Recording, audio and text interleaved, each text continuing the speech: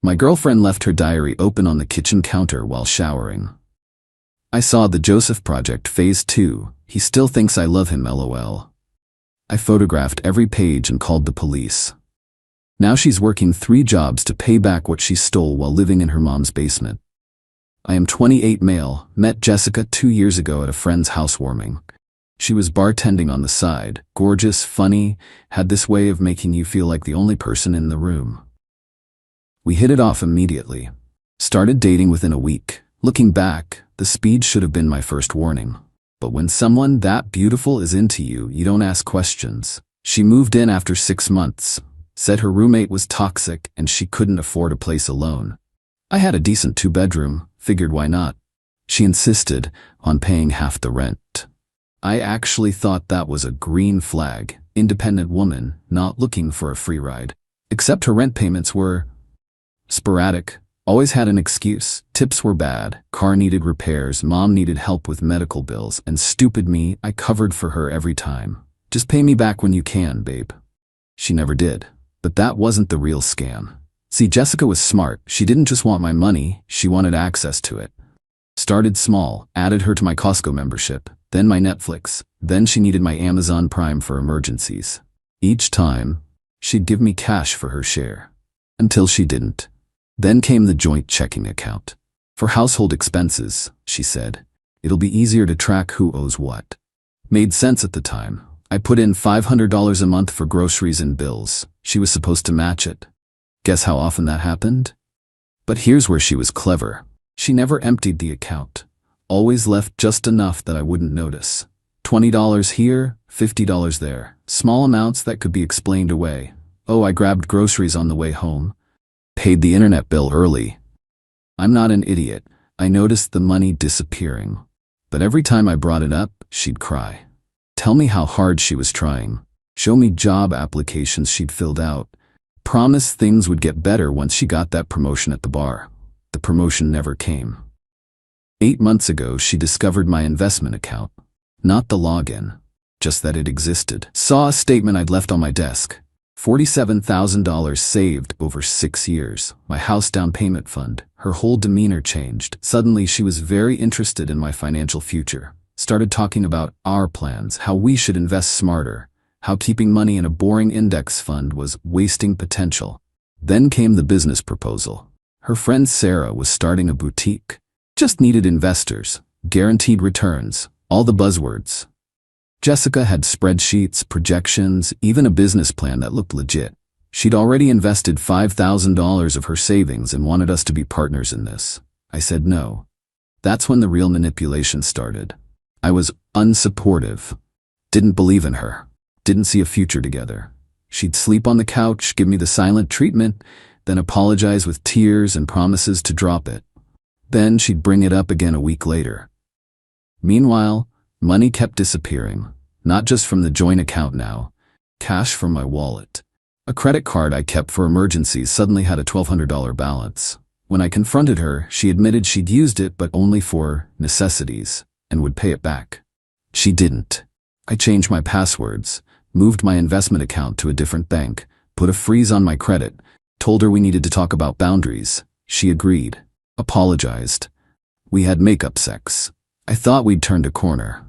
Then came last Tuesday. She was showering, left her journal on the kitchen counter, this leather-bound thing she was always writing in. It was open. I wasn't snooping, just moving it so I could make coffee. That's when I saw the heading, written in neat cursive, The Joseph Project, Phase 2. My hands literally shook. I read the line below it. Systematic drain of accounts proceeding on schedule. He still thinks I love him, LOL. I flipped back through pages. It was all there. Every manipulation, every lie, every dollar stolen, a meticulously documented strategy for destroying me financially. But the worst part? She was documenting it like an achievement, rating her performance. Cried about mom's medical bills, 1010, got $300. Investment scheme hit a wall, need new angle. He changed passwords, time to deploy the victim act. And this gem. He still thinks I'm bartending, haven't worked in 3 months. His money is my job now. I kept flipping, a sick feeling in my gut. Found a page titled Prospects. Underneath was a list of names. Thomas, Hinge, Potential but low income. Charles, work friend. Good salary, but too cautious. She didn't just have backup plans, she had a pipeline of future victims. I stood there, coffee forgotten, reading months of sociopathic planning. Details about my finances I didn't even remember telling her. Then I heard the shower turn off.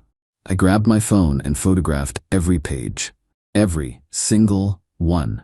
Hands shaking so bad half the pictures were blurry. Had to retake them. She was singing in the bathroom. Some love song. The irony wasn't lost on me.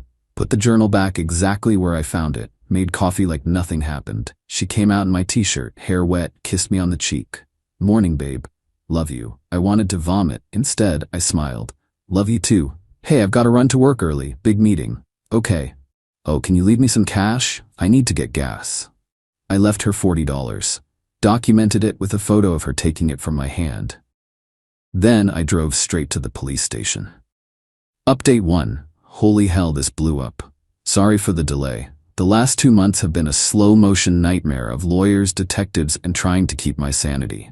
Here's what happened after I walked into that police station. First, turns out I wasn't her only victim.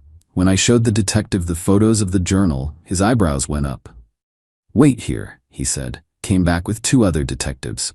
Apparently Jessica, not even her real name, it's Susan Parsons, had outstanding warrants in 2 other states. Same scam, different guys. She'd drain them dry, disappear, reinvent herself. I was victim number 4 that they knew about. With victims across state lines and evidence of her moving stolen funds electronically, the lead detective said, "This is bigger than us. We're calling the feds.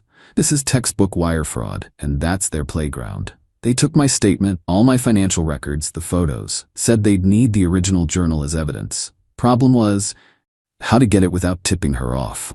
"We can arrest her now," a detective explained, "but if we get the journal and her devices in a clean search, the case is ironclad. We need you to go home and act normal." So I had to go home and pretend everything was fine. For 3 days. You ever try to act loving towards someone you know is a sociopath actively robbing you? It's like swallowing glass. Every babe made me want to scream. Every touch felt like an assault. But I did it. I needed her to not suspect a thing.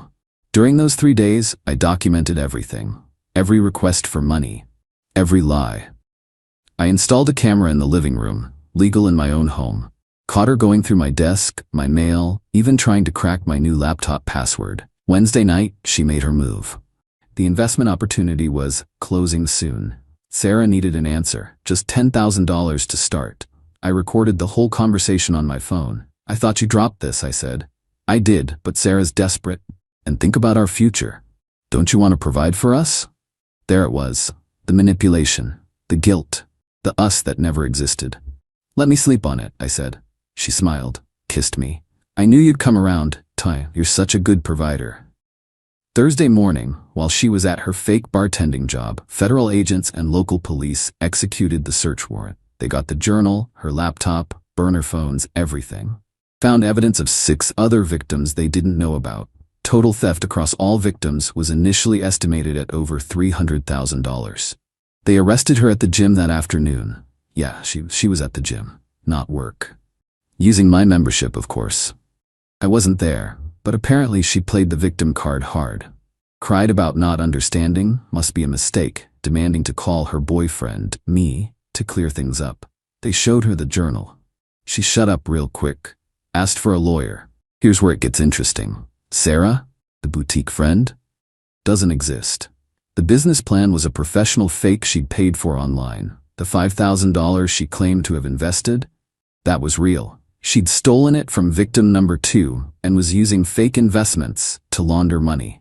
A pyramid scheme with stolen money. Almost genius if it wasn't so evil. Her lawyer tried to get her out on bail. The federal prosecutor argued she was a major flight risk with a history of creating new identities. The judge agreed. No bail. Then came the phone calls from jail.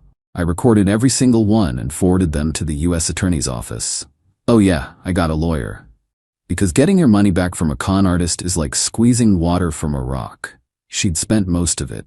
Designer clothes, trips, cosmetic procedures, and a nasty online gambling habit. My civil suit was filed, but it would have to wait for the criminal case to play out. And that, I was learning, would take time. Update 2. The wheels of justice turn slowly, and apparently they're coated in mud. The last 8 months have been a parade of legal motions, delays, and harassment. Susan's mom found my number. It started with sympathy. "I'm so sorry for what my daughter did to you." It quickly turned to negotiation. "She's sick, she needs help, not prison. Can't you talk to the prosecutor? We'll pay you back." They offered $10,000 to drop my civil suit and refused to cooperate with the feds. "That's not even a quarter of what she stole from me," I said, "and I'm not obstructing a federal investigation." Then the harassment started. Calls, texts, emails. Her mom, her sister, cousins. The narrative shifted. I was the bad guy. "You must have known she had problems. This is partly your fault." Her sister. "A real man would handle this privately." Her cousin. "She told me you were abusive. Maybe she was just trying to escape." Her mom again. "I documented everything. My lawyer used it to get a restraining order against the whole family." Meanwhile, the criminal case was crawling forward. Susan, through her public defender, was going for a mental health defense. Compulsive behavior, childhood trauma, you name it. The prosecution wasn't buying it. The journal was a prosecutor's dream, showing clear, calculated intent. They offered her a plea deal, 7 years plus full restitution. She turned it down, wanted to take her chances with a jury. Bad move. The delay gave investigators more time to dig. They found more victims, including 3 from her college days. One of those ex-boyfriends had committed suicide, and his family directly blamed the financial and emotional ruin she'd caused. That changed everything. The prosecution withdrew the plea deal. The feds added new charges. The potential sentence jumped to 15 to 20 years. Now her family was truly desperate. The harassment escalated. They showed up at my work. Her sister threw a brick through my car window. More arrests, more restraining orders. Susan tried a new tactic from jail. Love letters, pages of pure manipulation. She'd found God, she wanted to make amends. She'd spend her life making it up to me if I'd just help her. Sprinkled within the apologies were subtle threats, mentioning she knew where my parents lived, that she had friends who worried about me. I gave every letter to the prosecution. Witness intimidation was added to her list of charges. The trial was finally scheduled. I was dreading it, having to see her, to testify, to relive it all. Then, 2 weeks before the trial was set to begin, she blinked. Update 3. It's been a long road. Sorry for the silence. After everything that happened, I had to disconnect and just live. But I figured you all deserved a final chapter. 2 weeks before the trial, facing a mountain of evidence and the prospect of a decade or more in prison, Susan took a new plea deal. It was brutal. 5 years in federal prison, followed by 3 years of intensely supervised release. And she had to allocute, admit to everything, in detail, in open court. I sat in that courtroom and watched her confess. No tears, no "I was sick" defense, just a flat, monotone admission. I knowingly and willfully defrauded Joseph Chen and 11 other victims. 11. They found 4 more during the trial prep. Total stolen, $426,000. The judge was not sympathetic. He called her a financial predator who weaponized intimacy, and spoke of the callous disregard for the devastation she caused, referencing the victim who took his own life. Susan finally cried then. Not the fake tears I knew so well, but real, ugly sobs of someone whose life was completely and irrevocably ruined by their own actions. Her family was there, still glaring at me. Her mom shouted, "This is your fault," as they led Susan away in handcuffs. Susan served nearly 4 years of her sentence. With the time she was held pre-trial and some credit for completing programs in prison, she was released to a halfway house 6 months ago, now for the restitution. Con artists don't have 401ks. The government seized just $2,341 from her accounts. The court ordered wage garnishment for the rest, 25% of any income she makes, for potentially the rest of her life until the $426,000 is repaid. My share is $51,400. So how does a convicted felon with no real work history pay that back? She works 3 jobs. I know this because the restitution order is public record.